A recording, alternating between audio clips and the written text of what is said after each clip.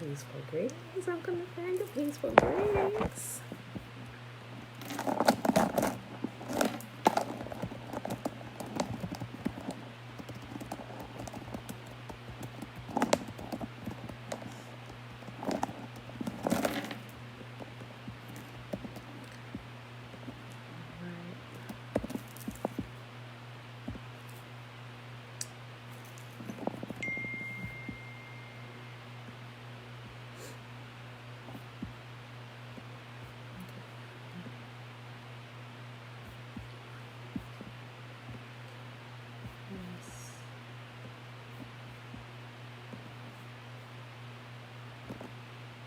Okay, y'all.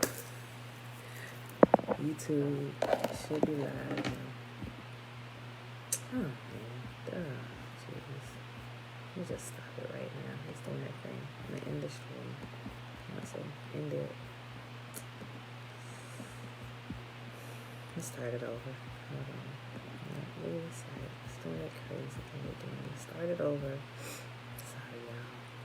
Nikki, great day. Alright. Bring it up again. Go live. I don't know. It's really no way to tell, at least from this point. I don't see yet where I can see before I hit the live button for YouTube that I can see that it's gonna do this craziness that it'll be doing. Next. Yes. Inbound. Replay. Yes. Public. Done. Live. Okay. There we go.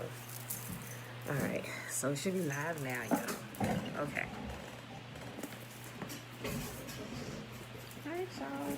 What's today? Wednesday. Happy Wednesday, everybody.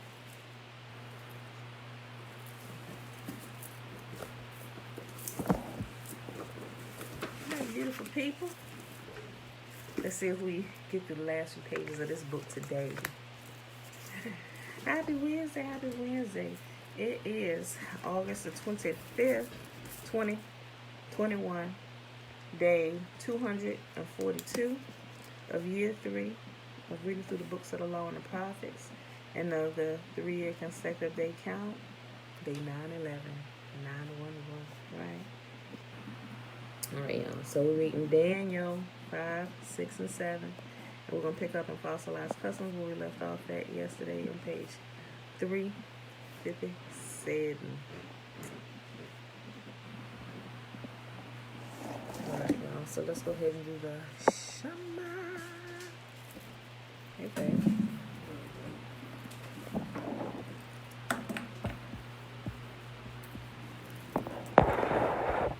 Lisa, shalom, shalom.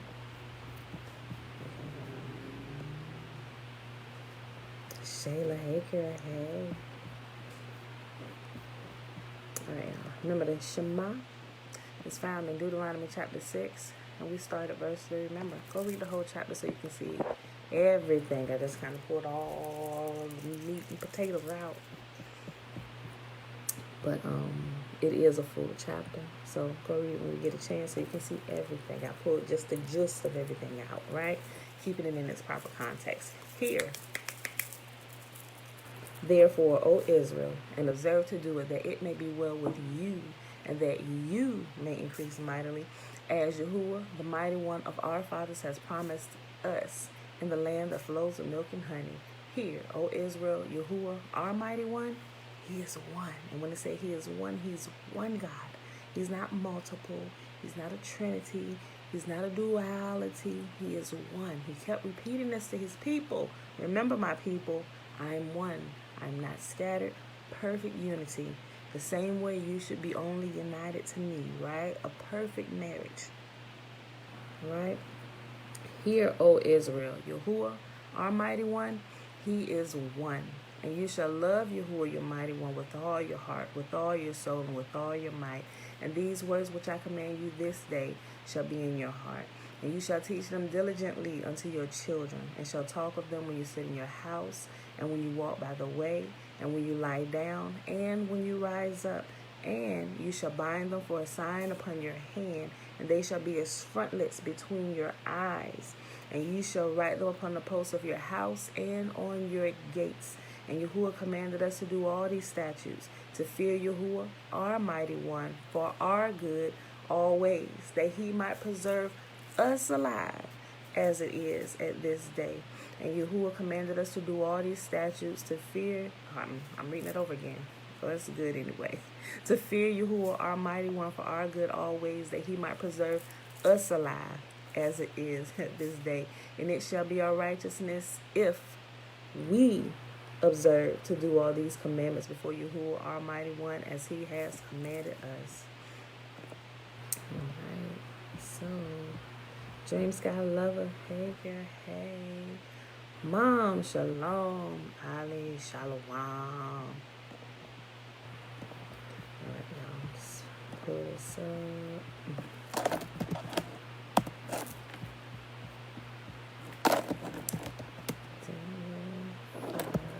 I love the book of Daniel, y'all. It's my life. This is my life's calling book. Oh, okay.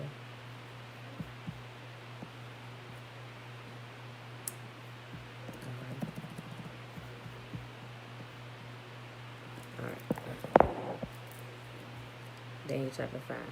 The writing on the wall. Many years later, Belshazzar gave a great feast for 1,000 of his nobles, and he drank wine with them. While Belshazzar was drinking the wine, he gave orders to bring in the gold and silver cups that his predecessor, Nebuchadnezzar, had taken from the temple in Jerusalem. He wanted to drink from them with his nobles, his wives, and his concubines. So they brought these gold cups taken from the temple, the house of Yahuwah in Jerusalem, and the king and his nobles and his wives and his concubines drank from them. While they drank from them, they praised their idols made of gold, silver, bronze, iron, wood, and stone. Suddenly, they saw fingers of a human hand writing on the plaster wall of the king's palace near the lampstand. The king himself saw the hand as it wrote, and his face turned pale with fright. His knees knocked together with fear, and his legs gave way beneath him. The king shouted for the enchanters, astrologers, and fortune tellers to be brought before him.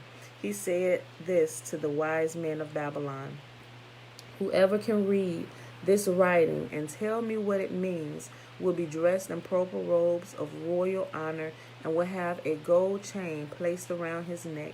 He will become the third highest ruler in the kingdom." But when all the king's wise men had come in, none of them could read the writing or tell him what it meant. So the king grew even more alarmed, and his face turned pale. His nobles, too, were shaken. But when the queen mother heard what was happening, she hurried to the banquet hall.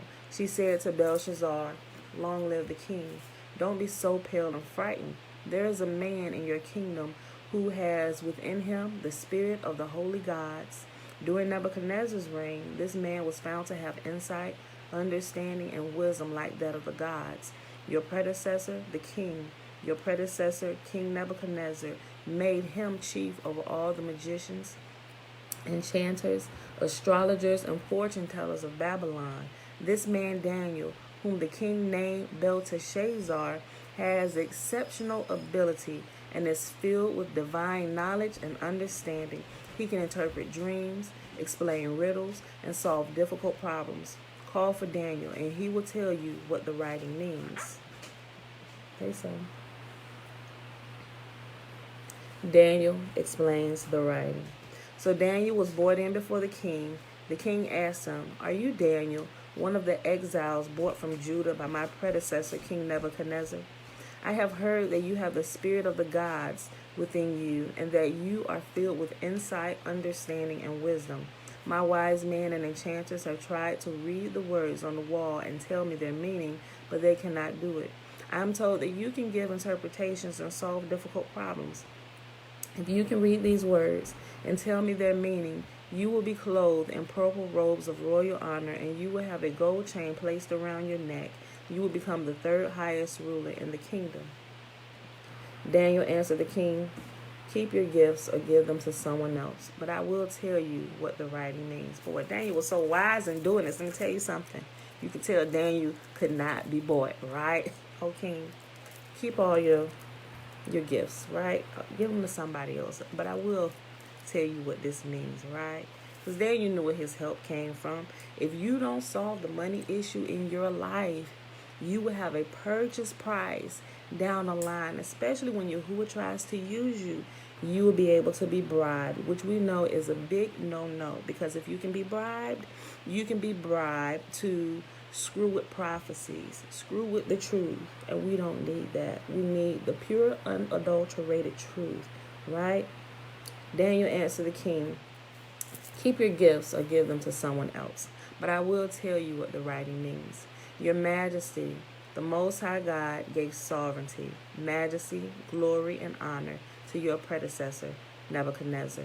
He made him so great that people of all races and nations and languages trembled before him in fear. He killed those he wanted to kill and spared those he wanted to spare. He honored those he wanted to honor and disgraced those he wanted to disgrace.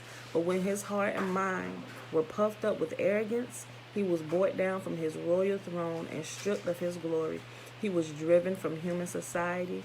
He was given the mind of a wild animal, and he lived among the wild donkeys. He ate grass like a cow, and he was drenched with the dew of heaven until he learned that the Most High God, Yahuwah, rules over the kingdoms of the world and appoints anyone he desires to rule over them. You are his successor, O Belshazzar, and you knew all this. Yet you have not humbled yourself, for you have proudly defied Yahuwah, the God of heaven, and have had these cups from his temple brought before you. You and your nobles and your wives and your concubines have been drinking wine from them while praising gods of silver, gold, bronze, iron, wood, and stone, gods that neither see nor hear nor know anything at all. But you have not honored the God that gives you the breath of life and controls your destiny. So Yahuwah has sent this hand to write this message. This is the message that was written.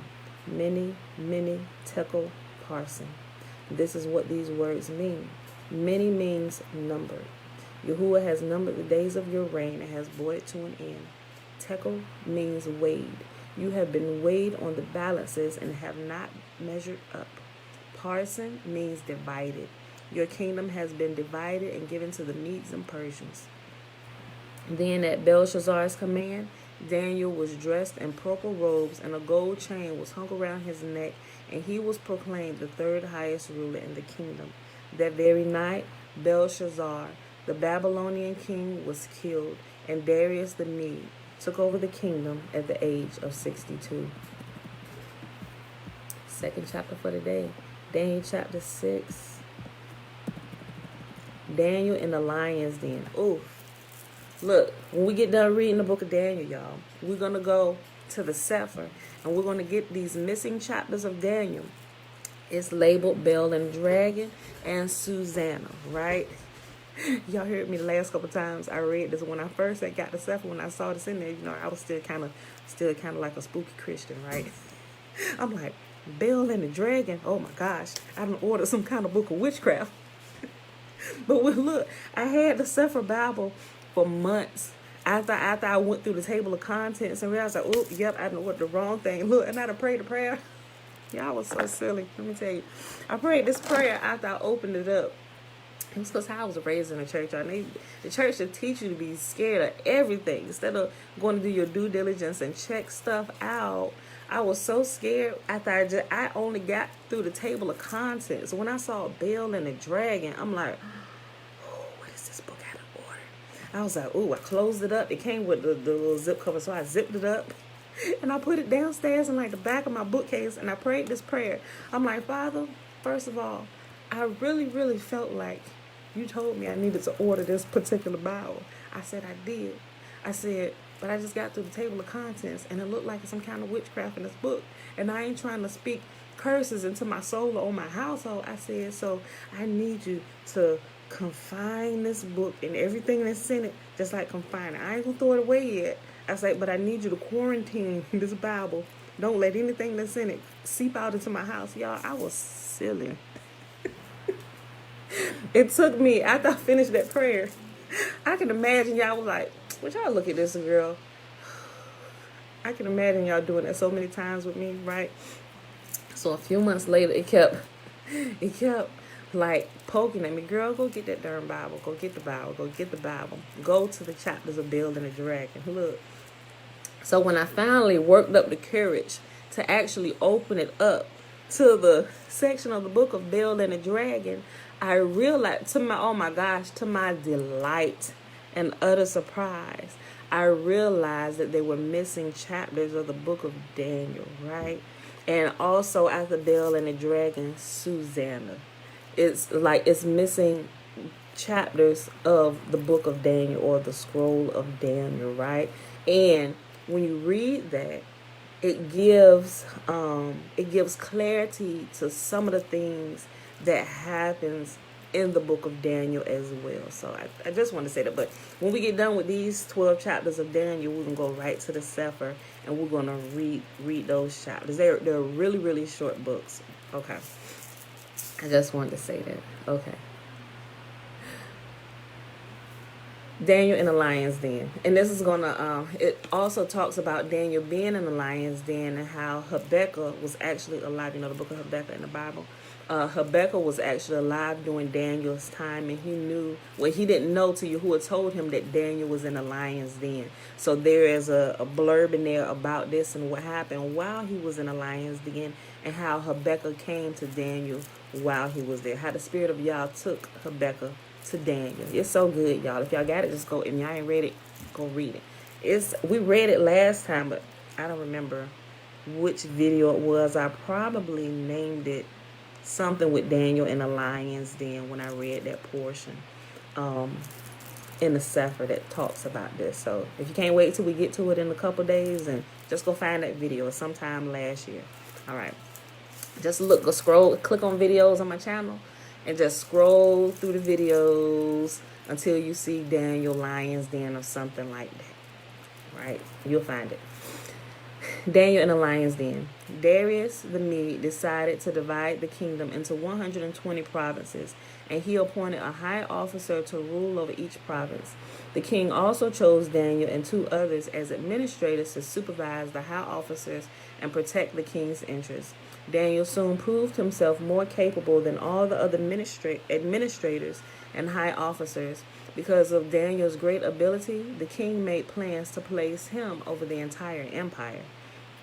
Then the other administrators and high officers began searching for some fault in the way Daniel was handling government affairs, but they couldn't find anything to criticize or condemn. He was faithful, always responsible, and completely trustworthy. So they concluded, our only chance of finding grounds for accusing Daniel will be in connection with the rules of his religion. So the administrators and high officers went to the king and said, long live King Darius. We are all in agreement, we administrators, officials, high officers, advisors, and governors, that the king should make a law that will be strictly enforced.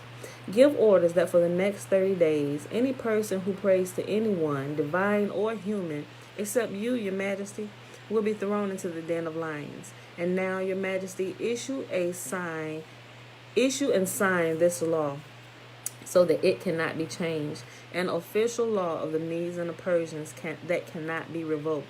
So King Darius signed the law. But when Daniel learned that the law had been signed, he went home and knelt down as usual in his upstairs room with its windows open toward Jerusalem. He prayed 3 times a day, just as he had always done, giving thanks to his God. Then the officers went together to Daniel's house and found him praying and asking for Yahuwah's help. So they went straight to the king and reminded him about this law. Did you not sign a law that for the next 30 days, any person who prays to anyone, divine or human, except you, your majesty, will be thrown into the den of lions? Yes, the king replied. That decision stands. It is an official law of the Medes and Persians that cannot be revoked. Then they told the king, well, that man Daniel, the one of the captains from Judah, is ignoring you and your law, and he still prays to his God 3 times a day. Hearing this, the king was deeply troubled, and he tried to think of a way to save Daniel. He spent the rest of the day looking for a way to get Daniel out of this predicament. In the evening, the men went together to the king and said, Your Majesty, you know that according to the law of the Medes and the Persians, no law that the king signs can be changed. So at last, the king gave orders for Daniel to be arrested and thrown into the den of lions. The king said to him, May your God, whom you serve so faithfully, rescue you. A stone was brought and placed over the mouth of the den. The king sealed the stone with his own royal seal and the seals of his nobles, so that no one could rescue Daniel. Then the king returned to his palace and spent the night fasting. He refused his usual entertainment and couldn't sleep at all that night. Very early the next morning, the king got up and hurried to the lion's den. When he got there, he called out in anguish, Daniel, servant of the living God, was your God, whom you serve so faithfully, able to rescue you from the lions? Daniel answered, Long live the king. My God sent his angel to shut the lions' mouths so that they would not hurt me. For I have been found innocent in his sight, and I have not wronged you, your majesty. The king was overjoyed and ordered that Daniel be lifted from the den. Not a scratch was found on him, for he had trusted in his God. Then the king gave orders to arrest the men who had maliciously accused Daniel. He had them thrown into the lion's den along with their wives and children. The lions leaped on them and tore them apart before they even hit the floor of the den. Then King Darius sent this message to the people of every race and nation and language throughout the world. Peace and prosperity to you. I decree that everyone throughout my kingdom should tremble with fear before the God of Daniel, for he is the living God, and he will endure forever. His kingdom will never be destroyed, and his rule will never end. He rescues and saves his people.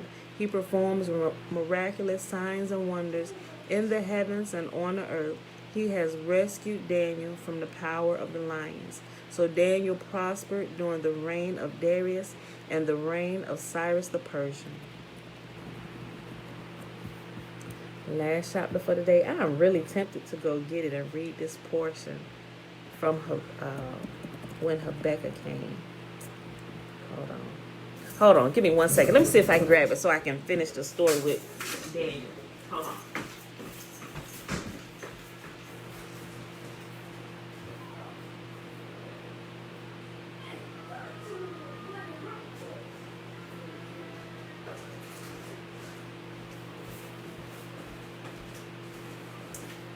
And also, y'all, I think, if I'm not mistaken, I also think, I gotta look. I think in, okay, Bill, let me try it. In Legends of the Jews, I think there was a portion in here as well.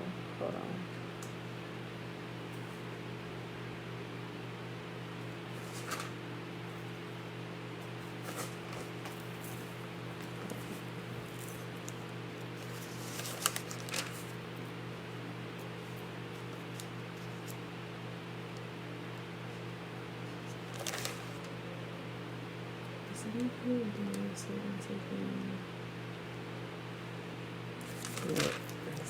Let's see, Sarah.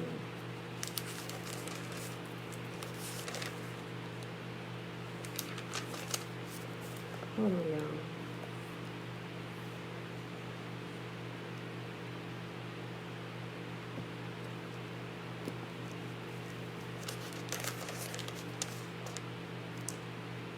Okay, I might have got it mixed up.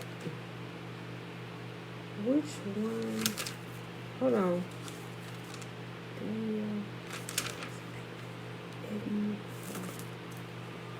They really short.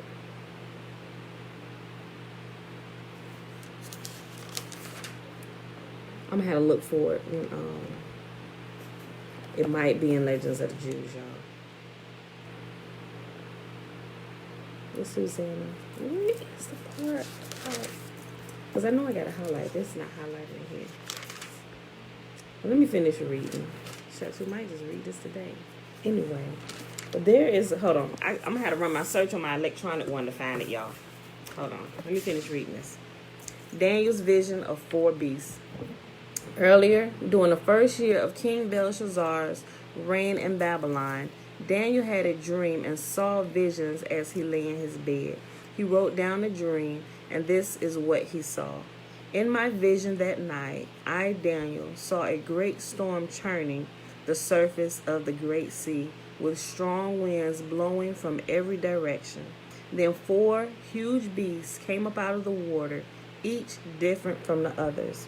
The beast was like a lion with eagle's wings. As I watched, its wings were pulled off, and it was left standing with its 2 hind feet on the ground like a human being, and it was given a human mind. Then I saw a second beast, and it looked like a bear. It was rearing up on one side, and it had 3 ribs in its mouth between its teeth. And I heard a voice saying to it, "Get up, devour the flesh of many people." Then the third of these strange beasts appeared, and it looked like a leopard. It had 4 birds' wings on its back, and it had 4 heads. Great authority was given to this beast. Then in my vision that night, I saw a 4th beast, terrifying, dreadful, and very strong. It devoured and crushed its victims with huge iron teeth and trampled their remains beneath its feet. It was different from any of the other beasts, and it had 10 horns. As I was looking at the horns, suddenly another small horn appeared among them. 3 of the first horns were torn out by the roots to make room for it. This little horn had eyes like human eyes and a mouth that was boasting arrogantly. I watched as the thrones were put in place, and the Ancient One sat down to judge. His clothing was as white as snow, his hair like purest wool. He sat on a fiery throne with wheels of blazing fire, and a river of fire was pouring out, flowing from his presence. Millions of angels ministered to him. Many millions stood to attend him. Then the court began its session, and the books were opened. I continued to watch because I could hear the little horn's boastful speech. I kept watching until the 4th beast was killed and its body was destroyed by fire. The other 3 beasts had their authority taken from them, but they were allowed to live a little while longer. As my vision continued that night, I saw someone like a son of man coming with the clouds of heaven. He approached the Ancient One and was led into his presence. He was given authority, honor, and sovereignty over all the nations of the world, so that people of every race and nation and language would obey him. His rule is eternal. It will never end. His kingdom will never be destroyed. Now, when you're in the church, what happens is they stop reading right here, and they take this whole thing and they apply it to JC, right? And that is not who it's talking about. Who did Yahweh say his son was? Israel. Who is Israel? Let's start at the beginning. Israel was first named Jacob at birth. Clearly that wasn't his name, but because that's the name everybody familiar with, let's just say he was named Jacob, right? He was named Jacob. When he wrestled with the angel, his name was changed to Israel. This is a real person, right? His name was changed to Israel. When he began to have children, his children are now referred to as Jacob, or the sons and daughters of Jacob, or Israel, or the sons and daughters of Israel, right? So this one person became a nation, right? And the 12 tribes are his 12 sons. He had a daughter, but they're counting the sons, the heads, those who will produce more children with the father's bloodline. The woman will produce children, but when she gets pregnant, she is helping her mate to reproduce his bloodline. So that doesn't necessarily come from her father's bloodline, although her father's blood is in her, right? And some of her father's blood will be in her children. But her children's bloodline now will be tracked through their father, right? Okay, so that's why the daughter is not, although she is a part, that's why she's not named, because it's the sons who carry the father's blood, right? That can reproduce the father's blood, where the blood can be found and identified in them, right? Okay. So now, Yahuwah says that Israel, or Jacob, is my firstborn son, right? Where did he say that? He said it in Exodus. Go back and read it. Remember when Moses showed up on the scene? He said, go tell Pharaoh this. Go tell Pharaoh this. Let my son go that he may worship me. When he said son, every time Yahuwah uses the word son, he's talking about the whole nation of Israel. Many people, all the descendants that come from Jacob, right? He's talking about all of them. So every time he says son, he's talking about the whole of Israel. So when you get through here, and especially here in this portion right here, when they take Daniel out of its context, remember I tell you, you can keep everything in its proper context if you just keep reading, because scripture will interpret scripture itself. And every time Yahuwah gives a vision, or he's speaking in parables or analogies, he always reveals what he's saying, right? He gives you a story or analogy or a parable or a maxim, and something that you can understand in your language for that day, so you can get the principle he's trying to teach you, right? So when he was giving visions to his prophets, his people, he always uses animals and nature and different things like that, right? Okay, so we're about to see who this one who looked like the Son of Man was. It's going to tell us clearly that it wasn't a single person. It's a whole kingdom of priests, which descends from Judah, right? Remember, the rulership comes from Judah. The son Judah, all of them, King David's lineage, they sit on the throne. They rule, right? So they will be set up over provinces and cities and states and countries, because they're the ruling class. Levi is the priestly class. Like all of these things that we learn, we have to keep it all together, to keep everything in its proper context as we read, right? We can't just leave stuff behind, because you get things all discombobulated and you will become discombobulated yourself, right? Okay, so now the vision is explained. And the one who was sitting on the throne wasn't JC either. It was Yahuwah himself, the ancient one, the judge, right? Okay, and just make sure we all tracking together. The vision is explained. I, Daniel, was troubled by all I had seen, and my visions terrified me. So I approached one of those standing beside the throne, and I asked him what it all meant. He explained it to me like this. These 4 huge beasts represent 4 kingdoms that will arise from the earth.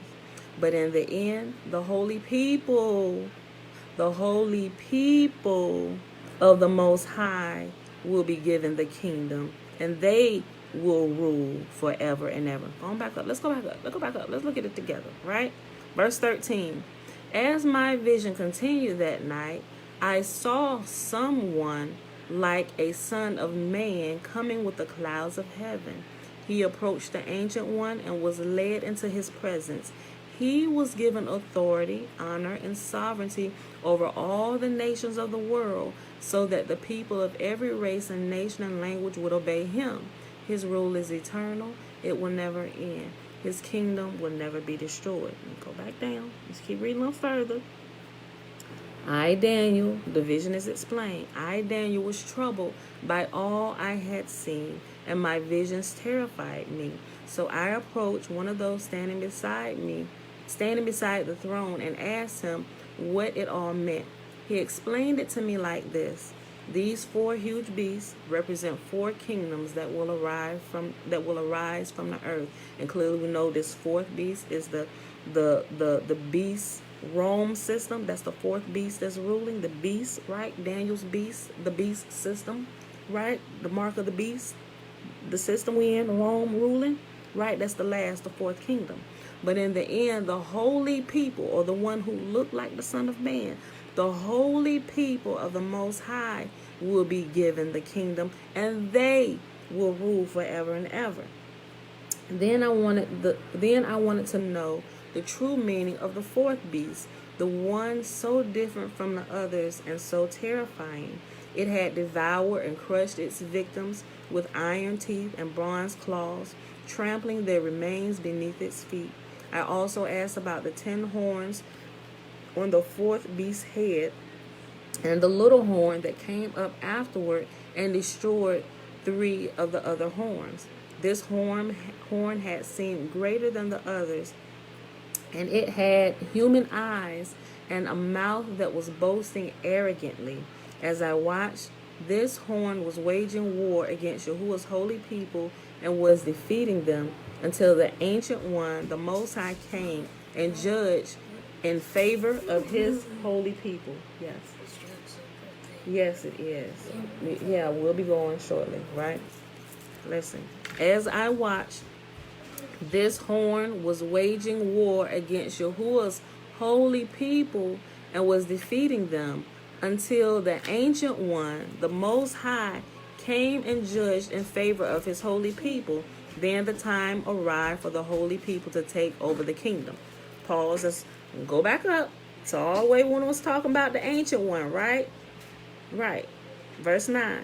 I watched as thrones were put in place, and the Ancient One sat down to judge. His clothing was as white as snow, his hair like purest wool. It's not referring to JC, y'all.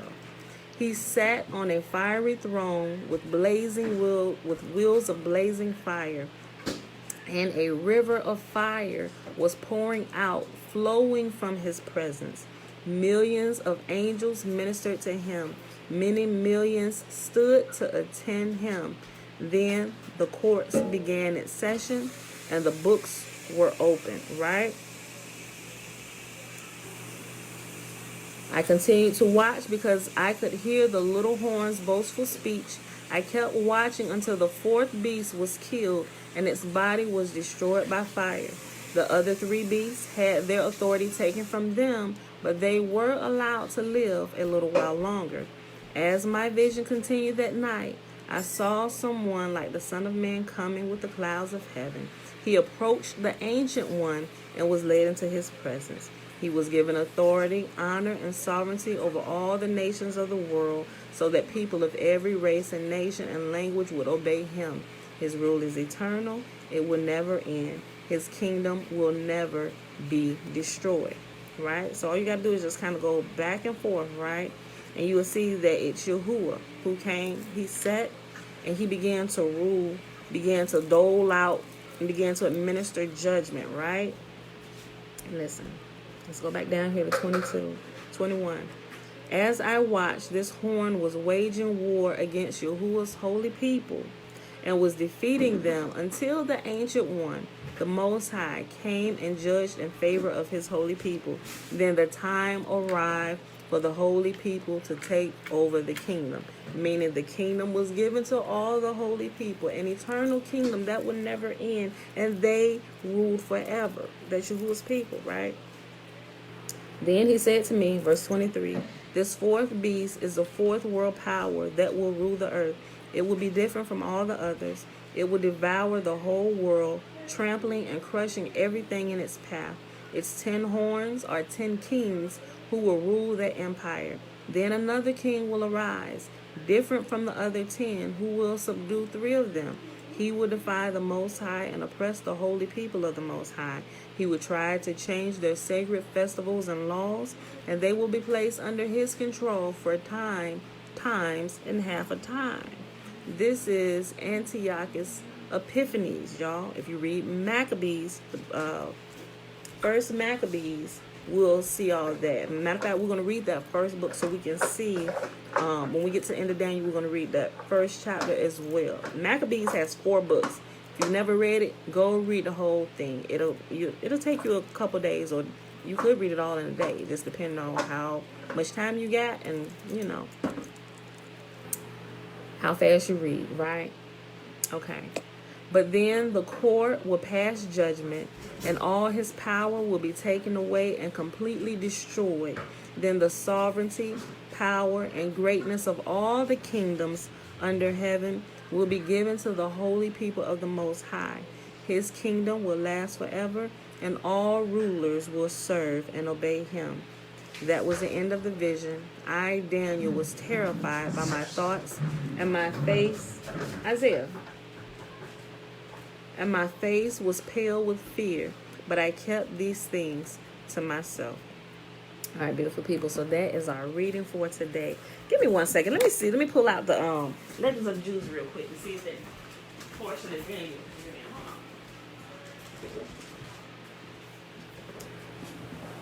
Okay.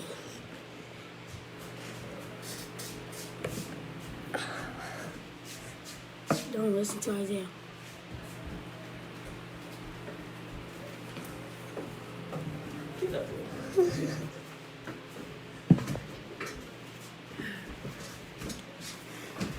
That was Isaiah up making all the noise. Hold on, y'all. Hold on.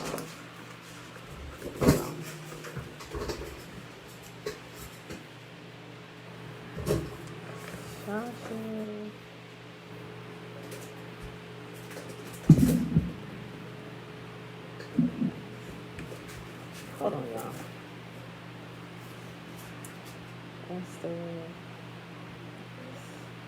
If I can't find it, I'm gonna have to find it by tomorrow when we come up here so I can read it to you. I really want to read it to y'all today. Hold on. I will go first. Oh wait, no. Daniel's great. Hold on. Nope. Okay.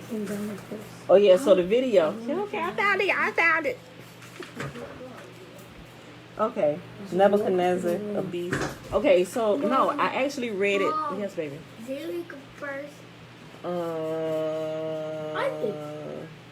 No, you did not. You were so sick. Y'all woke up periodically throughout the night. I woke in the night because I couldn't sleep. Okay, well, yeah, technically you woke up during the night, but she woke up too, and she just kind of came and got to bed with us, and everybody woke up throughout the night. We ain't got to argue about who woke up first and second and third. Okay, so I'm gonna go ahead and read this. I read it back in April the 15th, 2021 was the last time I read through it, right? Okay, so I'm gonna read this part of Daniel so you can see it. All right. No greater contrast to Hiram and the false prophets Ahab and Zedekiah, hey, chill guys, can be imagined than is presented by the character of the pious Daniel. Don't think she has that bread all to herself. Look, get what you want out of there, then let them get some. All right? Listen, you take what you want, then put it back. Then he'll take what he wants, and then he'll put it back. And then he can take what he wants, and then he'll put it back, okay? Kids, boy, I tell y'all. Okay, y'all. Back up, y'all. Move. All right. When Nebuchadnezzar offered him divine honors, he refused what Hiram sought to obtain by every means in his power. The Babylonian king felt so ardent an admiration for Daniel that he sent him from the country when the time arrived to worship the idol he had erected in Dura, for he knew very well that Daniel would prefer death in the flames to disregard the commands of Yashua, and he could not well have cast the man into the fire whom he had paid divine homage.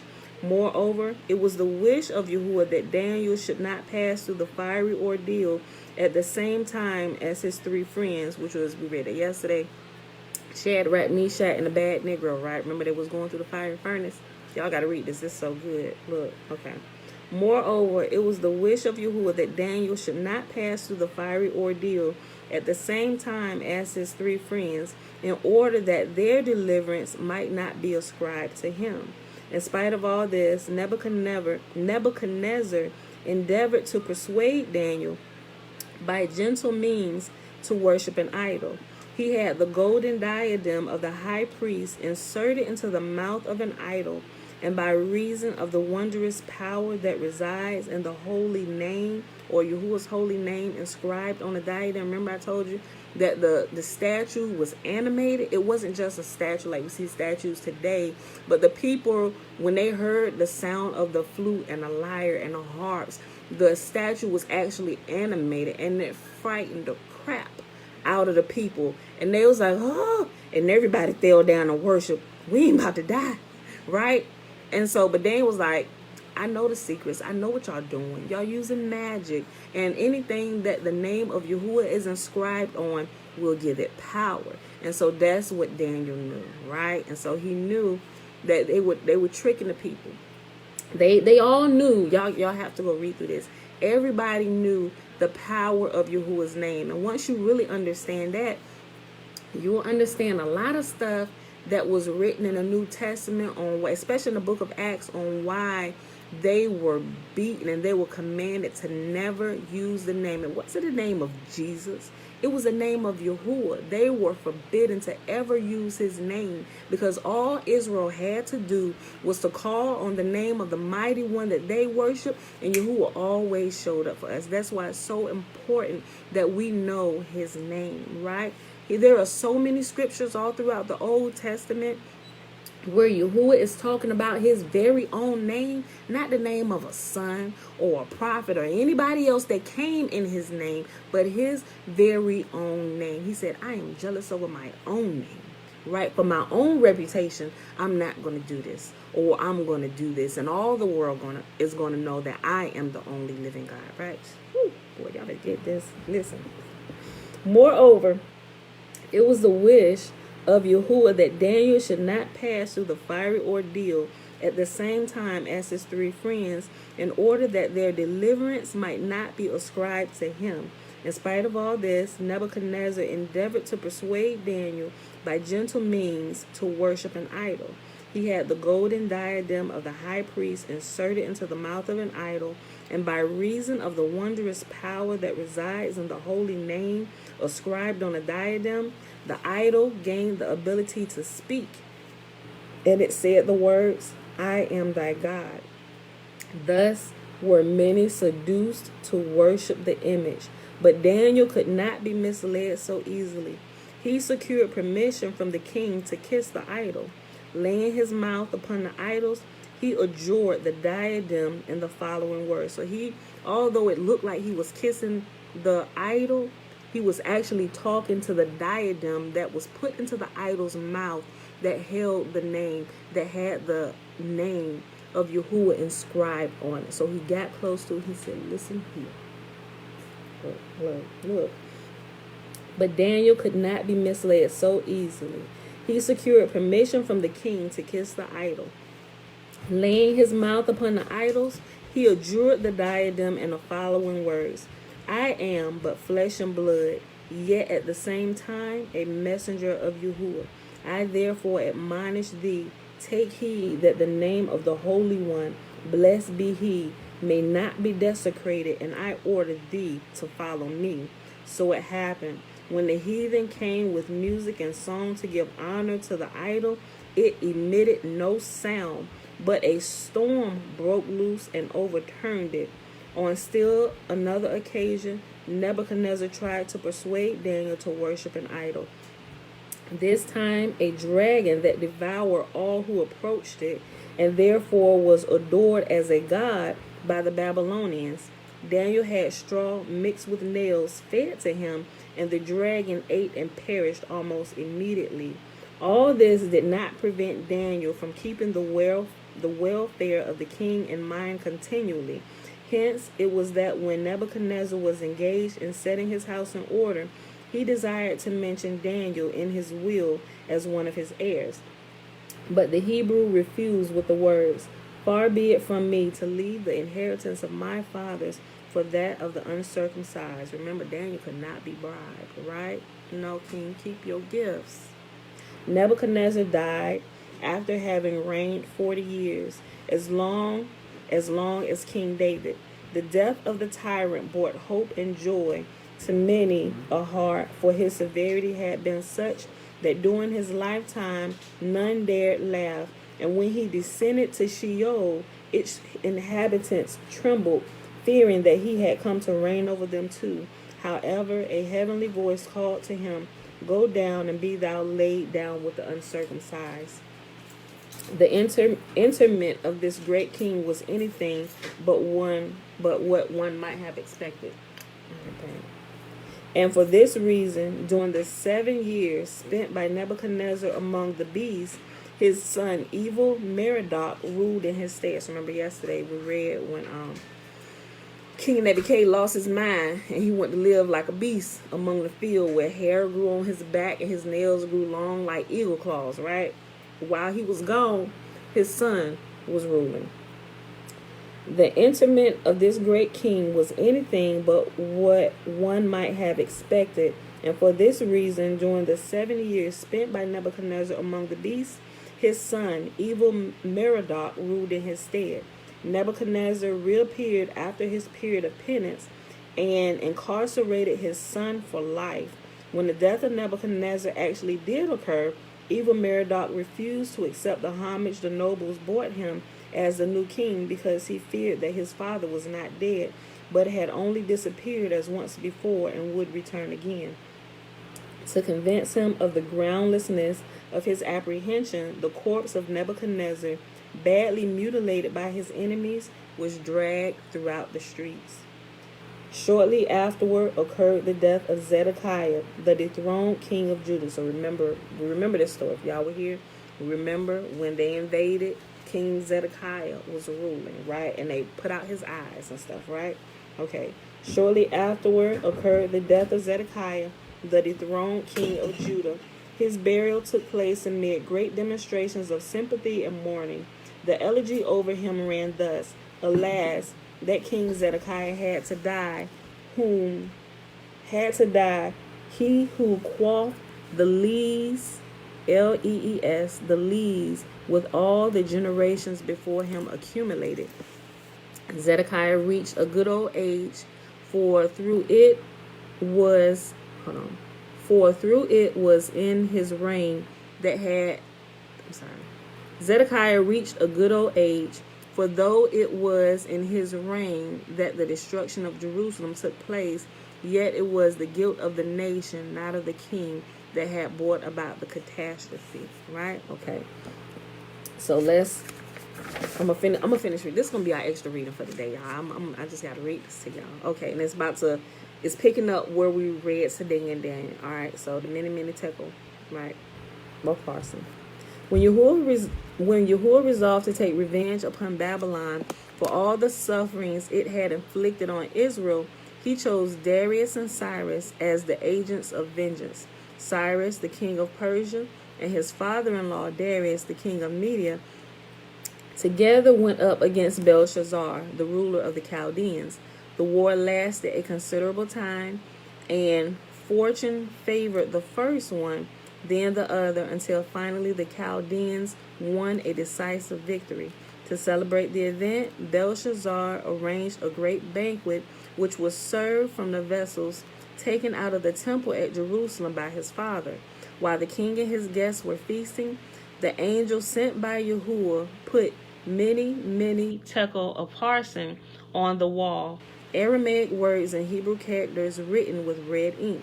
The angel was seen by no one but the king, his grandees, and the princes of the realm who were present at the orgy perceived nothing. The king himself did not see the form of the angel, only his awesome fingers as they traced the words that were visible to him.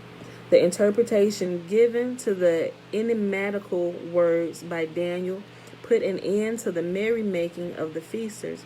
They scattered in dread and fear, leaving none behind except the king and his attendants. In the same night, the king was murdered by an old servant who knew Daniel from the time of Nebuchadnezzar and doubted not that his sinister prophecy would be fulfilled.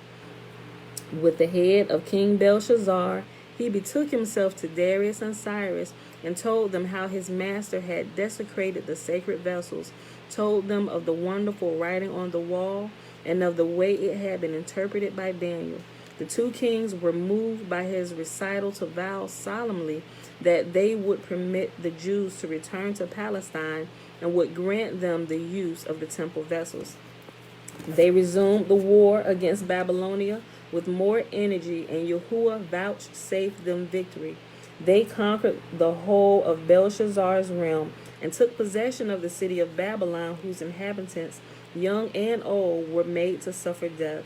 The subjugated lands were divided between Cyrus and Darius, the latter receiving Babylon and Media, the former Chaldea, Persia, and Assyria.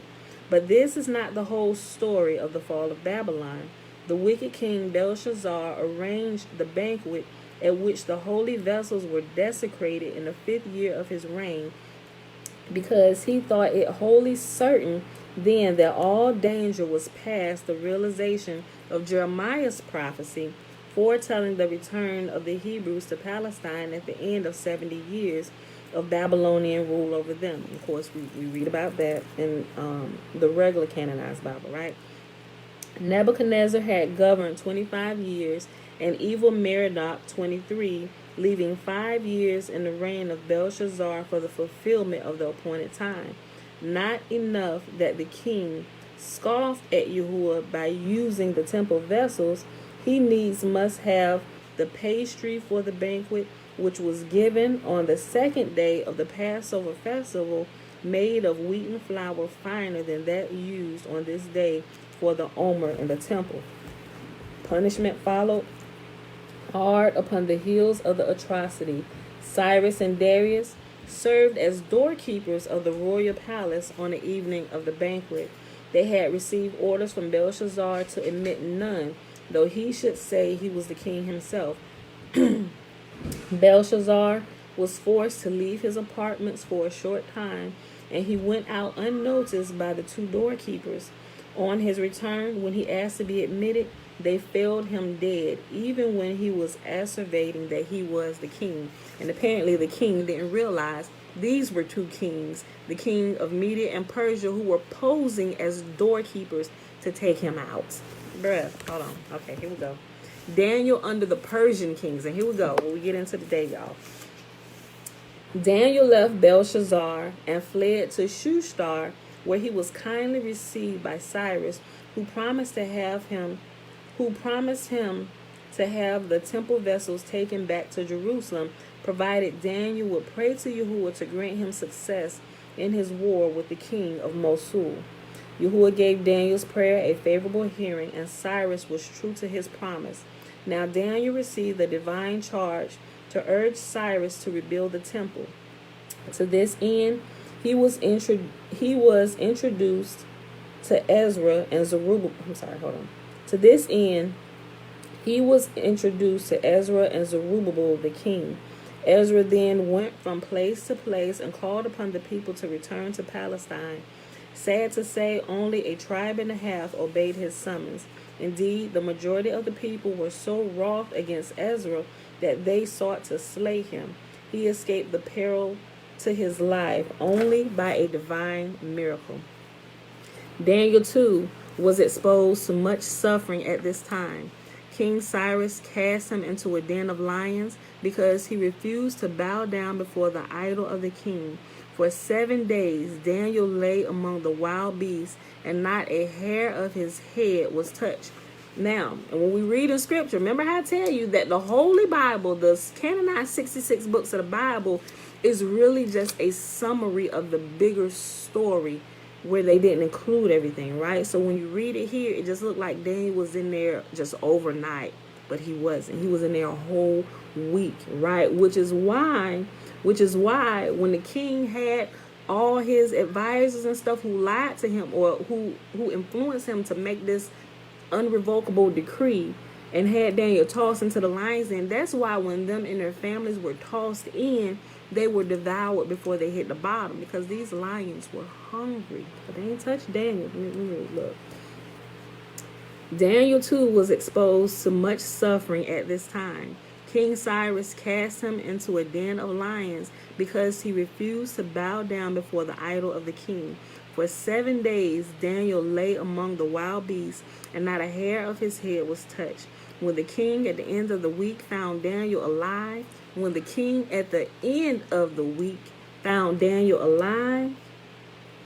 he could not but acknowledge the sovereign grandeur of Yahuwah.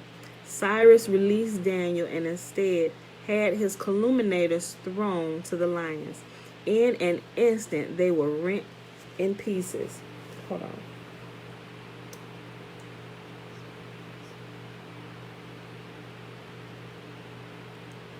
Hold on, y'all. I'm trying to get to her. There we go. Okay. It's here. Okay, I was like, now I know this part about Habakkuk is in here. I just had to double check. Okay, it's here. We're going to get to it. It's down here. Okay, I'm going to finish reading. Okay. Cyrus released Daniel and instead had his calumniators thrown to the lions. In an instant, they were rent in pieces. In general, Cyrus fell far short of coming up to the expectations set in him for piety and justice. Though he granted permission to the Hebrews to rebuild the temple, they were to use no material but wood, so that it might be easily destroyed if the Hebrews should take it into their head to rebel against him. Ooh, you sly weasel. Even in point of morals, the Persian king was not above reproach. Another time, Cyrus pressingly urged Daniel to pay homage to the idol Baal. As proof of the divinity of the idol, the king advanced the fact that it ate the dishes set before it, a report spread by the priests of Baal who entered the temple of the idol at night through subterranean passages, themselves ate up the dishes and then attributed their disappearance to the appetite of the god. But Daniel was too shrewd to be misled by a fabricated story.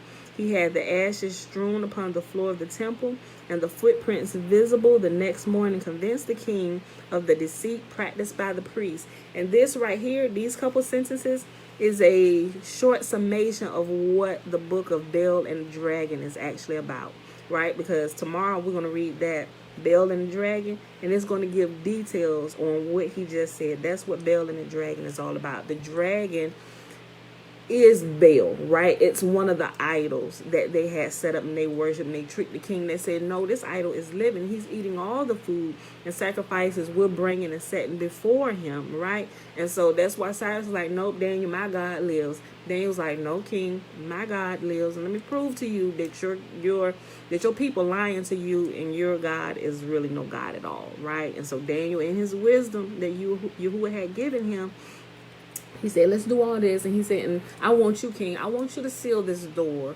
with your own signet ring. And we'll come back here in the morning and we're going to see if the seal has been broken, right? So when they showed up the next morning and the seal wasn't broken and they opened the door, and the king saw that the food that they had put in there before his idol the day before he sealed it up, when he saw that all that food had been devoured, King Cyrus lost his mind. Daniel, I told you, my God lives, my God reigns. Daniel standing there unbothered. King, you done?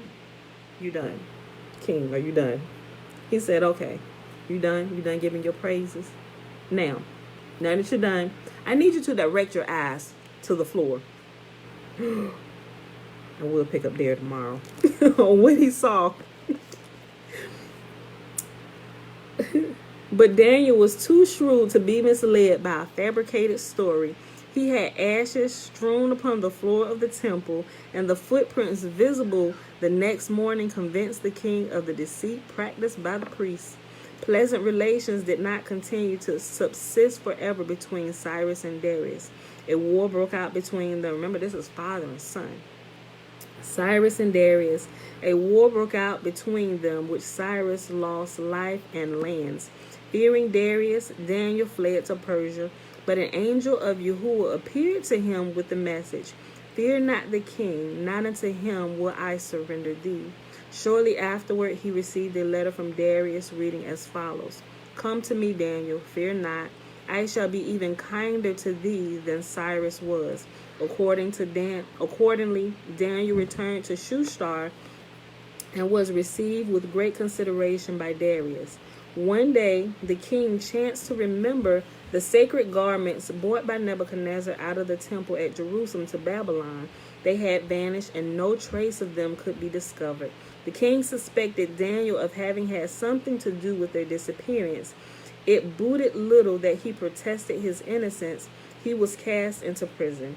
Yahuwah sent an angel who was told to blind Darius, telling him at the same time that he was deprived of the light of his eyes because he was keeping the pious Daniel endurance, and sight would be restored to him only if Daniel interceded for him. let me remind you of something as well. Remember, back in Egypt, remember the title of the video, you go find it in the title of the video, Measure for Measure. I did it. You'll see my picture. I said Measure for Measure. That video and the video before it, and I believe the video after it, it talks about, hold on, Pooh, I'm almost done. I had these last little couple paragraphs. It talks about the actual deliverance from the first Egypt, right? And all of the plagues that Yahuwah had brought on the nation of Egypt was in direct measure, in direct proportion of what they had done to Israel. So just right here, like here, when King Darius threw Daniel into the dungeon, Yahuwah, remember dungeons, jails were black. Like, they ain't got all the amenities that you got when you thrown into the dungeon today. You get cable TV, lights, you got toilet, you get food served to you 3 times a day, you know, if you ain't in lockdown, or, you know, they put you in a hole or something. But it was dark in the dungeon. So because he threw Daniel into darkness, and because the Egyptians were in the habit of throwing the Hebrews into dark dungeons, that's why the plague of the 3 days of darkness came upon Egypt. This is why Darius was blinded, right? Yahuwah doles out punishment measure for measure. So whatever is done to us, Yahuwah does it to the captors and the tormentors of those who did those things to us. Always remember that, people. Always remember that. Measure for measure. That's how Yahuwah deals, right? Okay. I just want to remind y'all of that, just in case. Listen. Yahuwah sent an angel. Yahuwah sent an angel who was to blind Darius, telling him at the same time that he was deprived of the lights of his eyes. No. Hey, guys, do that over there. No, he didn't. Go eat the vitamins over there. Go, what are you doing? People always do this. They're actually saying this quiet. Don't trust her. Get out of here, boy. Why you can't trust me? Mom, did Bella already have surveys? What? Did Bella? Go answer. She won't. She lies. Y'all move. Wait to get those when I'm done. Hold on, y'all. I'm almost done. All right, y'all, listen. Yahuwah sent an angel who was to blind Darius, telling him at the same time that he was deprived of the light in his eyes because he was keeping the pious Daniel in endurance, and sight would be restored to him only if Daniel interceded for him. The king at once released Daniel, and the two together journeyed to Jerusalem to pray on the holy place for the restoration of the king. An angel appeared to Daniel and announced to him that his prayer had been heard, but the king had to wash his eyes, and vision would return to them. So it happened. Darius gave thanks to Yahuwah, and in his gratitude assigned the tithe of his grain to the priests and Levites. Besides, he testified his appreciation to Daniel by loading him down with gifts, and both returned to Shustar. Quit smacking my ear, boy. The recovery of the king convinced many of his subjects of the omnipotence of Yahuwah, and they converted to Hebrew. Listen, don't distract the readers. Move, I pluck you. Following the advice of Daniel, Darius appointed the triumvirate to take charge of the administration of his realm. I'm sorry, y'all. Listen, guys, stop. I'm almost done. I'm not eating. I know. I'll let y'all wave and stuff in a minute. Let me finish. I got like this last 2 paragraphs to read. I'm sorry, y'all. Just bear with me. Shush. Chill. Following the advice of Daniel, Darius appointed a triumvirate to take charge of the administration of his realm, and Daniel was made the chief of the council of 3. His high dignity, he was second to none, but to the king himself His high dignity, he was second to none, but the king himself exposed him to envy and hostility on all sides. His enemies plotted his ruin. With cunning, they induced the king to sign an order. Here it is, y'all. We're about to get to Habakkuk.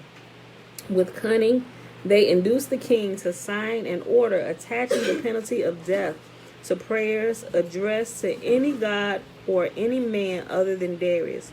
Though the order did not require Daniel to commit a sin, He preferred to give his life for the honor of the one God rather than omit his devotions to him. When his jealous enemy surprised him doing his prayers, he did not interrupt himself. He was dragged before the king, who refused to give credence to the charge against Daniel. Meanwhile, the hour after noon prayer arrived, and in the presence of the king and his princes, Daniel began to perform his devotions right there. He just started doing his devotions to Yah right in front of the king, right despite the decree. This naturally rendered unavailing all efforts made by the king to save his friend from death. Daniel was cast into a pit full of lions. The entrance of the pit was closed up with a rock, which had all of its own accord rolled from Palestine to protect him against any harm contemplated by his enemies. The ferocious beasts welcomed the pious Daniel like dogs, fawning upon their master on his return home, licking his hand and wagging their tails. While this was passing in Babylon, an angel appeared to the prophet Habakkuk in Judea. He ordered the prophet to bring Daniel the food he was about to carry to his laborers in the field. Astonished, Habakkuk asked the angel how he would carry it so great a distance, whereupon he was seized by his hair and in a moment sat down before Daniel. They dined. Hey, chill. They dined together, and then the angel transported Habakkuk back to his place in Palestine. Early in the morning, Darius went to the pit of lions to discover the fate of Daniel. Remember, 7 days had already passed by the time this happened, right? Darius went to the pit to discover the fate of Daniel. Go wash your face, Bella. The king called his name, but he received no answer because Daniel was... Get down, get down, get down. Get down. Yeah, go wash your face. Get down. Get down. Get down. Listen. The king called his name, but he received no answer because Daniel was reciting the Shema at that moment. After having spent the night in giving praise and adoration to Yahuwah, seeing that he was still alive, the king summoned the enemies of Daniel to the pit. It was their opinion that the lions had not been hungry, therefore Daniel was still unhurt. The king commanded them to put the beasts to the test with their own persons. The result was that the 122 enemies of Daniel, together with their wives and children, numbering 244 persons, were torn in shreds by 1,464 lions. The miraculous escape of Daniel brought him more distinguished consideration and greater honors than before. The king published the wonders done by Yahuwah in all parts of his land and called upon the people to betake themselves to Jerusalem and help in the erection of the temple. Daniel entreated the king to relieve him of the duties of his position, for the performance of which he no longer felt himself fit on the account of his advanced age. The king consented on condition that Daniel designate a successor worthy of him. His choice fell upon Zerubbabel. Loaded with rich presents and amid public demonstrations designed to honor him, Daniel retired from public life. He settled in the city of Shushan, where he abode until his end. Though he was no prophet, Yahuwah vouchsafed him a knowledge. Yahuwah vouchsafed to him a knowledge of the end time not granted to his friends, the prophets Haggai, Zechariah, Malachi, and even he, in the fullness of his years, lost all memory of the revelation which he had been favored. Right? So listen. All the things that are being revealed today, remember how it tells us, well, we'll see. When we get to the end, we'll get to that in the next couple of days. It's going to say all those things that was revealed today and those things that wasn't revealed, that Yahuwah didn't give the interpretation for, he said, seal these up, because this revelation is for the end time, meaning that when that time comes, it will be revealed to them. But I'm going to let you see what's going to happen, right? So that's why you see all this stuff happening with the children of Israel, and we're finding our way, and we're remembering who we are. And Yahuwah is revealing to us today the truth of his word, how things were tampered with, how you got all these lies added through this book that they canonized and called the Bible, which they named after a God that they worship.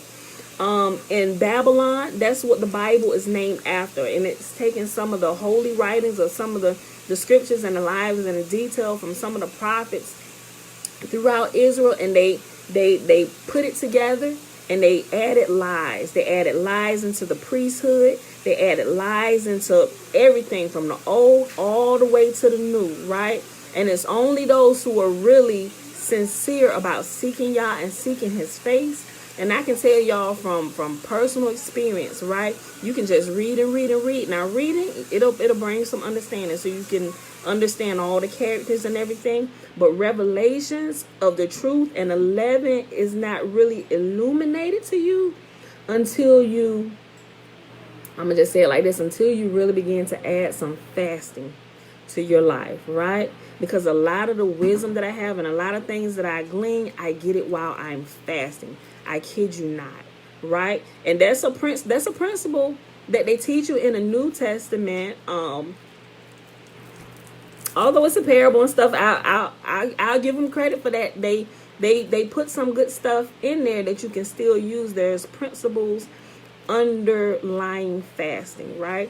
So when JC said in the New Testament, remember they was trying to cast the demon out the little boy who was having seizures, constantly thrown into the fire. Master, look, can you help us? And then he come, all right, go ahead, get on up out of here, live a good life, right? And they got with him. They said, listen, we've been trying all day to cast this demon out of this boy, but you come and 2 shakes of a feather, this boy is set free. How come we couldn't do this? He said, because some things do not come out except for by prayer and fasting.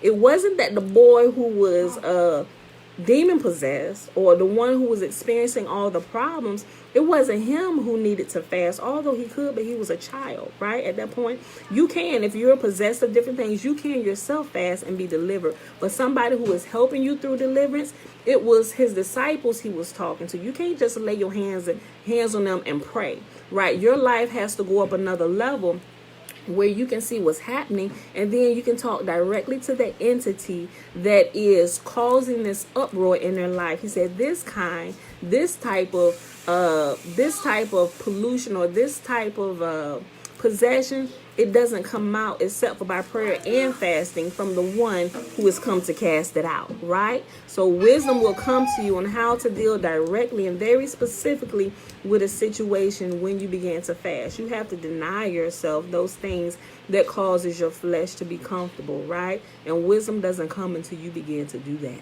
right? There's only a certain amount of wisdom that you're going to get. But when you're ready to slay this monster, you're ready to sacrifice this beast right here, called the flesh, and love to feed itself so many good things in so many areas, whether it's the eyes, the mouth, the ears, or other places where you can insert things into. When you set that off for a little bit and you fast from all those things that give your flesh comfortability and pleasure in more ways than one, then you will be ready to receive some unseen information, and you will begin to realize what's going on around you, and tricks that are being played, and magic and things that are being spells and things that are being cast on you and your family, and all the games and stuff that are being played with the people around you. That type of wisdom ain't coming to you until you're ready for that, right? You can make yourself ready though. Add some fasting to your prayers, right? Don't just be praying for everything, right? Because sometimes your prayers can be amiss, and Yahuwah, he even told Jeremiah, we talked about it because we read, he said, Jeremiah, don't pray no more for these people. I'm sick of it. Their prayers, no, because if they had been adding some fasting to their prayers, they wouldn't even be in this predicament right now. So nope, I ain't hearing it. Don't say another word. Don't say another word about them. I ain't listening, Jeremiah. Don't pray no more for them. So I hope y'all enjoyed the reading for today. Oh, we didn't get the fossilized stuff. So let me cross this out. I'm put LOJ, Ladies of the Jews. So, but I really wanted to read that to you. So we're going to read a little bit more, just kind of refresh you as we're finishing up the book of Daniel. I'll be adding the missing pieces. What just spilled? I'll be adding the missing pieces of Daniel in there so you can get the full gist and everything of what happened, right? And there's still some missing pieces that's not added in here. But what they found, especially when you get the Legends of the Jews, if you don't have this, matter of fact, I'll put the link to this. Matter of fact, if you go back to that video from April, any videos and from the beginning of the year, from January, how long did it take us to read this? Like 4 months? Any of the first 4 months, any of the videos from the first 4 months of this year, it will have the link in the description box for every single video for this book. Just go click on that. Like I said, I shared it again here. Link, LOJ link.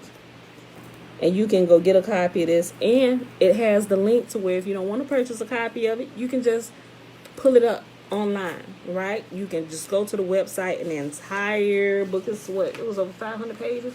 Yeah, it's over 500 pages, but we read through the entire book first half of this year. Go get a copy. It'll help fill in some of the missing pieces that was not canonized. But this right here is a compilation of the stories or the things that happened that all the other nations are aware of, right? If you read the introduction to this, it'll actually tell you about that. He only canonized what was common knowledge to all the nations, right? It's the common knowledge to all the nations, but they chose not to canonize this. They just pulled bits and pieces out, and they just hung. You take this. It's enough. It's enough to get you back to Yah, but there's so much more than just this. Everything is not in the canonized 66 books of the Bible. A lot of it has been tampered with, and a lot is missing from the history, right? So I'm just saying, you ain't got to go get it.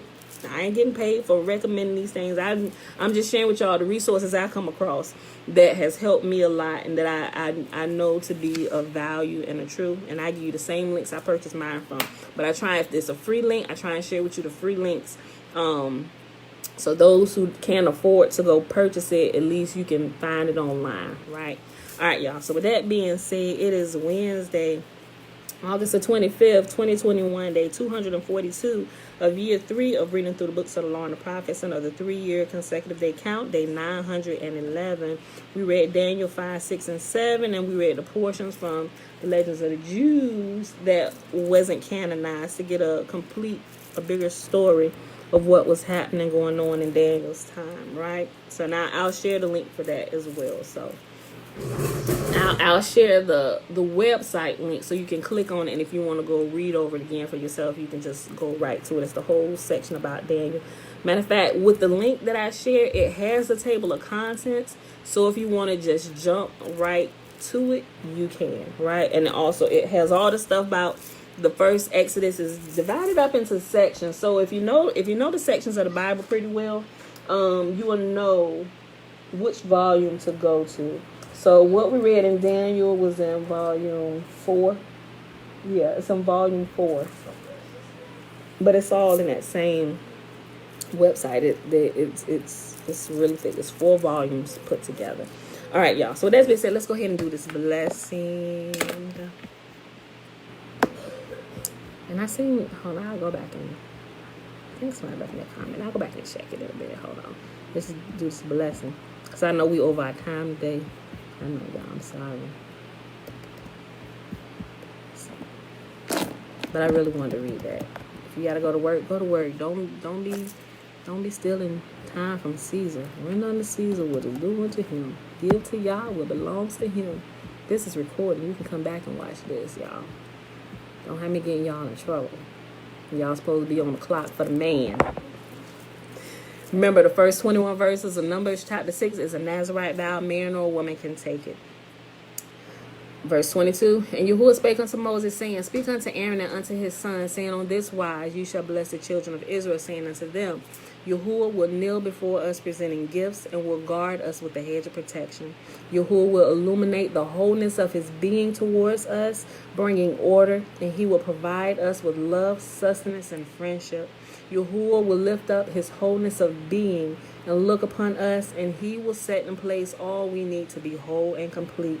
And they shall put my name upon the children of Israel, and I will bless them. Right? So that is the more appropriate rendering of the blessing. But here is what your ears are normally what you normally hear. And Yahuwah spoke unto Moses, saying, Speak unto Aaron and unto his sons, saying, On this wise ye shall bless the children of Israel, saying unto them, May Yahuwah bless us and keep us. May Yahuwah make his face to shine upon us and be gracious unto us. May Yahuwah lift up his countenance upon us and give us peace. And they shall put my name upon the children of Israel, and I will bless them. When I saw that the first one I read was a more accurate rendering of what Yahuwah was saying, I decided to switch it out. Right? So, but just in case, like, they don't sound like that. They don't say that, but in Hebrew, if you go and this is a more accurate rendering of what he was saying. So, just in case you didn't know, because I know a couple people had asked, and I shared it in a few videos ago when we started doing it. All right, y'all. So with that being said, let me just double check. Sonya, Grand Rising family. Oh, we got a couple new people. Hey, all the new people on YouTube. Thanks for coming to hang out.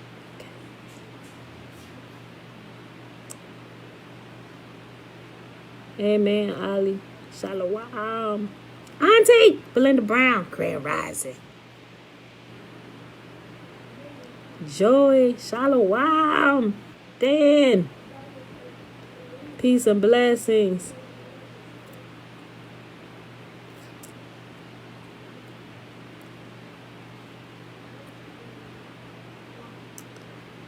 Ooh, just double checking. Dream Sky Lover. Girl, how long you been here watching me? She said, we got time.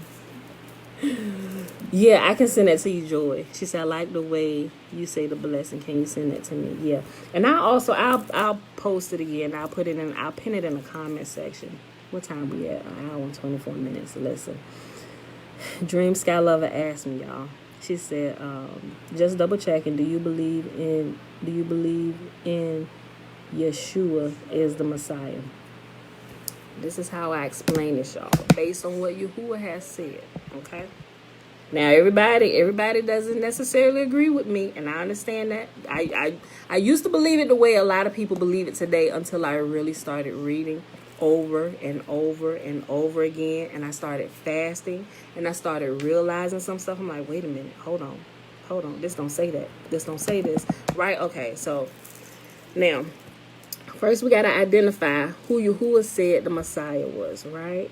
Yahuwah said, and I'll post all these scriptures for y'all just go double check behind me, right? We should be able to talk about this, right? Some people, we can't talk about it because they just ready to fight me. You denied the Christ. No, not really, because I'm showing you what scripture says. I know what we hear, but let's do our own due diligence and go read what Yahuwah says, right? And I keep all these scriptures saved now because so many people they ask me the same questions. And I'm like, okay, based on scripture, this is what it says. And if we keep it in its proper context, this is what it says, right? So now, Yahuwah is just like who Yahuwah said his son is, right? When Yahuwah says his son, he's referring to the whole of Israel, not a single person.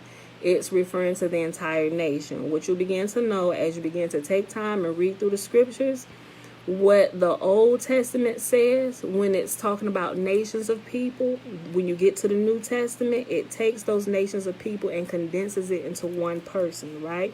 And so now people believe that that Yahuwah's son is one single person, right?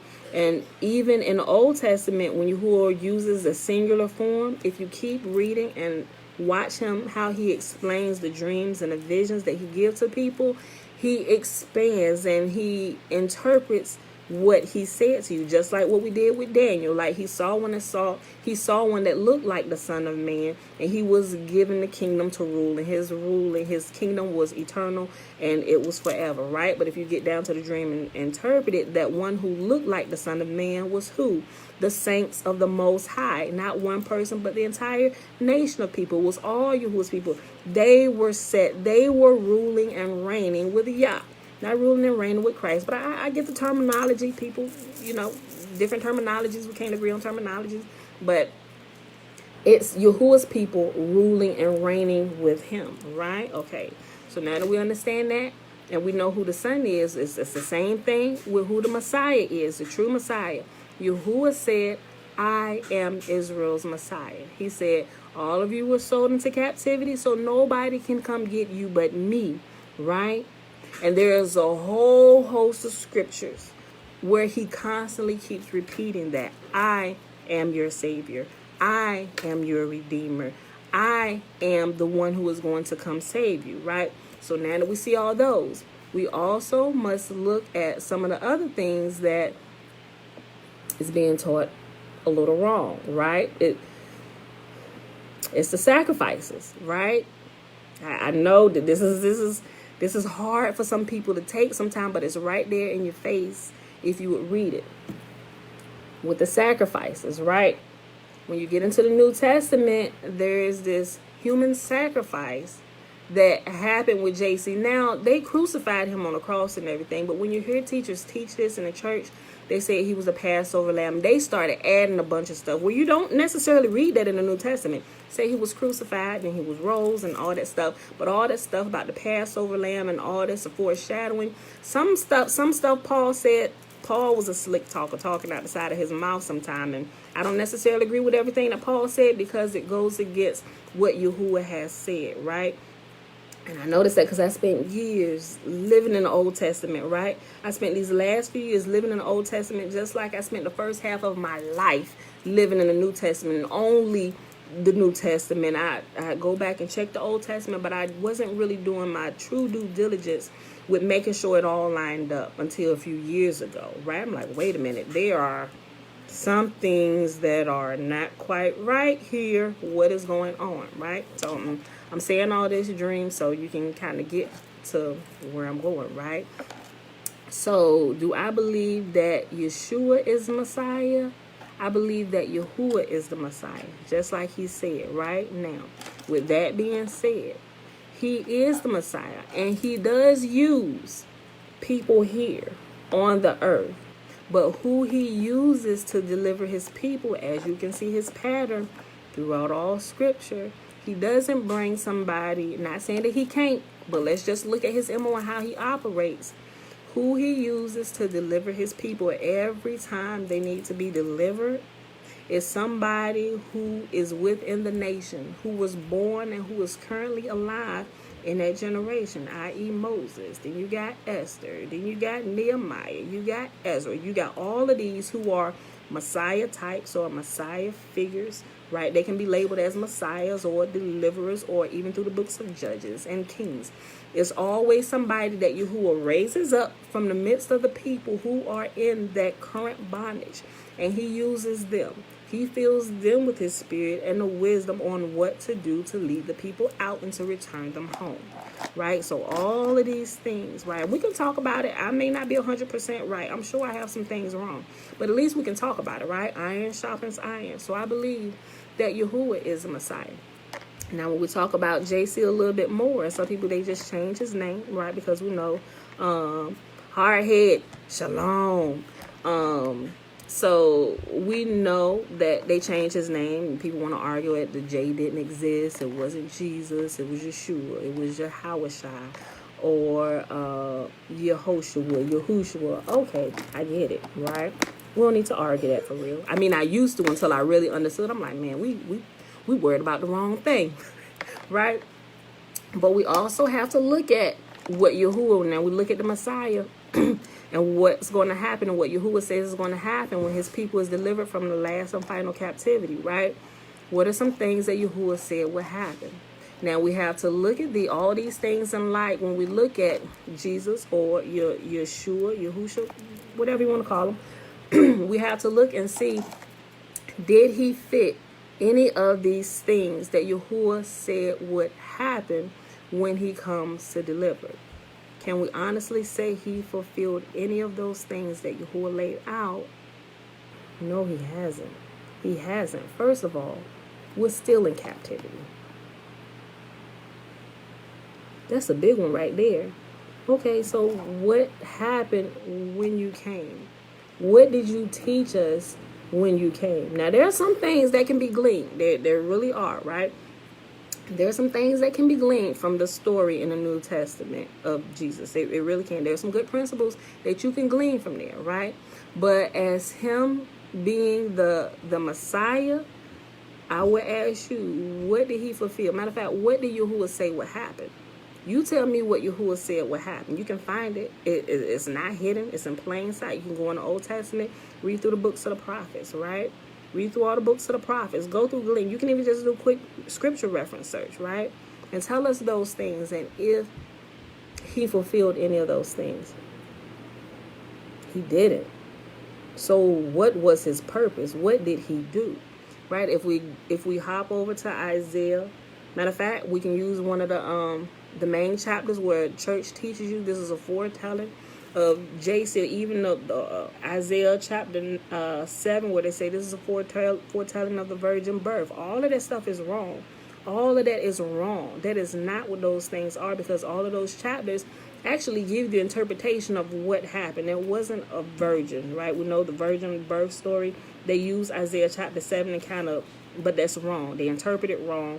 And if you have a good Bible with footnotes or precepts, it'll tell you that this woman wasn't a virgin. This woman that they were referring to was the prophet Isaiah's wife. That child that was born in that time period, and Yahuwah gave Marcus the sign wasn't that the virgin would give birth, right? First of all, she wasn't a virgin. She was having sex with her husband, the prophet Isaiah. Matter of fact, they referred to his wife as a prophetess, right? The sign was that when this child is born, within a couple years, that he would be eating an abundance of honey and butter. And that was a representation that there was going to be so much food in that land, because the whole story was about two kings. King Ahaz was afraid that he was going to be invaded by two kings, right? And Isaiah was telling him what Yahuwah had said. He said, listen, tell this to him. He said, and I'm going to give him a sign. But King Ahaz, he was too afraid to pick a sign. So Yahuwah said, I'm going to give him a sign myself. This woman is going to have a child. And when she has the child, here is the sign. When this child is born, before he's able to know right from wrong, right? And we know if we have children, when did children begin to understand right from wrong? The first couple years. So in essence, before this child reaches age 2, maybe 3, maybe 3, if nothing is wrong with the child, this will have happened. And these two kings that you are so afraid of are going to be no more, right? They're going to flee, and you're going to have an abundance of all these things that you're experiencing shortages on now. That's what it was, people, right? But people take scriptures and chop them and screw them. And when you don't go back and read it for yourself, you're carried away with every wind of doctrine, right? So if we keep all of this, all that we've learned up until this point, when we get to the New Testament, we would think something is a little suspect when they say Jesus was the Messiah, because he does not fit the description of what Yahuwah said would happen during this time. I know this sounds like blasphemy to people, but I'm just saying, do your due diligence. Let's talk about it together. Let's go through the scriptures. Let's walk through it together. And let's just look at what we should be looking for, because we're the ones that's going to benefit, and we are going to be the ones who perish if we get it wrong, right? And I'm not into the habit of leading people astray, right? I'm searching daily just like y'all are searching daily. But according to Isaiah chapter 53, he did not fulfill these things, right? The suffering servant, once we identify who that suffering servant was, and it wasn't JC suffering on the cross, right? Because wasn't JC a righteous man? What do Yahuwah say about righteous men dying for the sins of the wicked? Yahuwah said it was an abomination. He kept repeating it. He said, never would I ever sin. Yahuwah said this. That's why I take issue. Wait a minute, Josiah, stop. That's why I take issue with some of this stuff, right? Because I'm tuning myself to the voice of Yah. Yahuwah said that never would a righteous person die for the sins of the wicked. He said because it's an abominable thing. And we also read through when he goes through and he's talking in the book of Ezekiel, right? He said if Noah had stood up, and if Job had stood up, and who else was it? If Noah, Job, and it was another one. He said if they stood up in place for their sons and daughters, he said they would only be able to save themselves, but they would not be able to save their sons and daughters if their sons and daughters were living a wicked lifestyle, right? The wicked will die for their own sins, and the righteous will be saved by their own righteousness.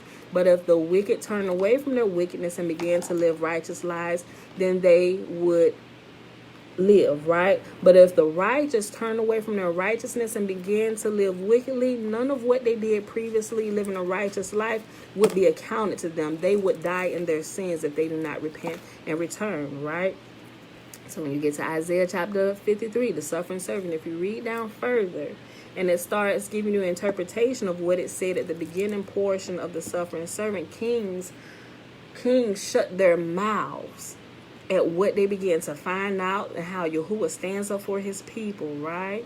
And how Yahuwah's people is going to come to themselves, right? And they're going to begin to teach the nations, right? And they're going to give them knowledge and wisdom, and they're going to reproduce righteousness by their knowledge, right? So we know that, he taught, okay, he may have had that one, right? But it talks about his descendants, right? He died without children, right? He died without children. And it goes on, if you read Isaiah 53, it gives these list of things of what's going to happen. And for the people who are the light to the nations, what would happen? He didn't fulfill those things. So he may have given some wisdom to us on some things, but some things scripture says that he is saying the exact opposite of what Yahuwah has told us to do. There are some things there that are baffling to me, especially when we get to the communion portion, right? I'm trying to explain to you why I believe the way I believe now, based on what scripture says and the research and stuff that I'm doing, and trying to really do my due diligence and line things up. Hurry, take a bath. Okay, and line things up the way Yahuwah has said it, right? I use Yahuwah as my ultimate authority. Anybody, I don't care who they are. They say they're a savior, pastor, teacher, preacher, apostle. Let's see if what you said lines up with what the authority, the creator of heaven and earth, Yahuwah himself has said. If it doesn't line up with what he says, I'm watching you. I'm taking issue with what you're saying, right? And some of them are really good with mixing error and leaven with the loaf and with truth, so I'm watching all that stuff, and I'm looking at it, and I'm picking it apart, right? I've lived the first half of my life in so much deception and growing up in a church that I ain't for nobody's shenanigans nowadays, right? I have a household full of children that we have to teach appropriately and teach the ways of Yah. And I don't want to pass any kind of lies and any kind of leaven down to them in any way, shape, form, or fashion. So I believe that Yahuwah himself is the Messiah. Do I believe Yahuwah left his throne and came in human flesh and died? I know this, some people are going to unsubscribe, but I'm going to tell you what Yahuwah said. Yahuwah said, I am not man that I should lie, neither am I flesh and blood that I should have need to repent. So that kind of, it brings you in contradiction with he left his throne, was born into human flesh, and he died on the cross, right? That's contradictions. It doesn't make sense, because that whole premise that they're using for the virgin birth, which comes from Isaiah chapter 7, which we have looked at and is clearly not foretelling of a future birth of a Messiah, was talking about Isaiah's son who was born by the prophet Isaiah's wife a couple years later. Guys, where are you getting this stuff from? Who's giving you this type of revelation, right? I'm just saying. So, do I believe Yahusha is the Messiah? I believe Yahuwah is the Messiah, just like he said, right? And so, it's a bunch of scriptures. I'll share all of those with you. So, I hope I answered your question. That's who I believe what Yahuwah said. Yahuwah said he himself is our Messiah. So, it's a lot of stuff that's being done, especially with some of the things that the government is doing, Project Blue Beam and all these other things, how they're able to make holograms and things in the sky. Some people, if you don't get this under control, if you're not watching, you could possibly be fooled, right? Some people looking for spaceships. They're calling these the chariots of Yah. I'm like, okay. But Yahuwah said that the righteous would inherit the earth. right? Some people is looking to be swooped up out of here. You might be walking a very fine line, right? You might be one of the ones that gladly get up on these spaceships, right? This alien invasion. Because it's not just Christians that believe this. It's a whole nother sect of people that believe in this alien invasion. They call it something else, or a rapture type thing. They're looking for this too. How are you different from the Christians, or how are the Christians different from this sect of people that's looking for otherworldly beings to come get them? I'm just saying, y'all, we got to make sense of all this stuff. If we work together, we can figure it out. And as we add fasting to our prayer and our seeking, Yahuwah will open our eyes. We just got to make sure we're not being fooled and let smooth sounding words or things that sound good or things that just we've been taught forever, because you could have been taught something forever and it still be wrong. The masses all the time is not right. I'm just saying we need to really double check and make sure this is not one of these things, because we're going to be the ones who have to personally pay for it, whether we're going to benefit from the truth or we're going to die because of lies. I'm not in the habit of wanting to die or practicing death in any kind of way, right? So with that being said, y'all, I'm out of here. I know people got to go to work. We are way over our time for the day. But thank y'all for hanging out. Gots to go. I love y'all. And I'll post all the stuff that I just said. Do I have Google Docs? Yes, I do. Yeah, I'll put it in there, and I'll make sure it's like a clickable link so you can pull it up, Joy. All right, y'all. With that being said, I love y'all. I see y'all tomorrow bright and early, 7:15 a.m. Eastern Standard Time. Peace.